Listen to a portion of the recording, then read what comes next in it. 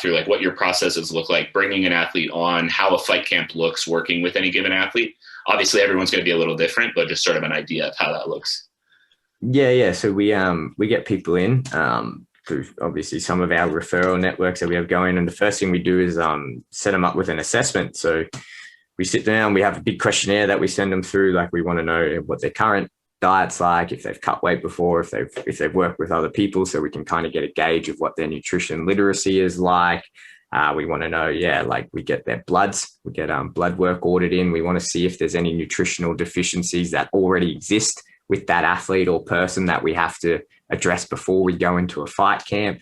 Like I said earlier, we want to do a bit of metabolic testing with them. We're very lucky that we can send them around the place and we can, test their resting metabolic rate, so we can get a gauge of, does this person have a normal metabolism? And I think in the Gen Pop scene, we kind of get a lot of misinformation around metabolism and slowing of metabolism, fasting of metabolism. But from when we test it, what we want to know is, has there been metabolic downregulation that's going to make making weight more difficult? And we call that a state of hypermetabolism, which is you've essentially gone into this thing called thermogenic adaptation, which is adaptive thermogenesis, which we won't go into, which is a bit boring, but your metabolism slows down. It's not a very fun thing for people to be going through. So we want to see, again, is that something we need to address before we put you into this weight making system?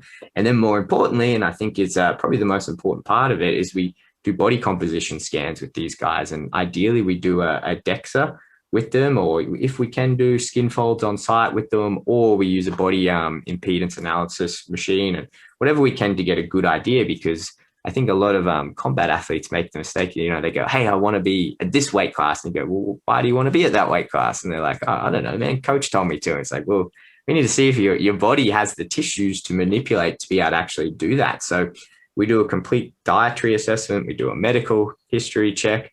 We do their blood panels to make sure if there's any nutritional deficiencies. We look at their metabolism to make sure everything's good and in a position that we can play around with to lose the weight. And then we use the body composition scans to set up and go, hey, Kenny, you've got X amount of kilos of fat on your body. We can program you want to get down to this weight. That means we have to lose this much fat, and we can do this much per week to get to here. And we know you've got this much muscle, and we can use that other information to plan your, what we call like our acute weight loss strategies,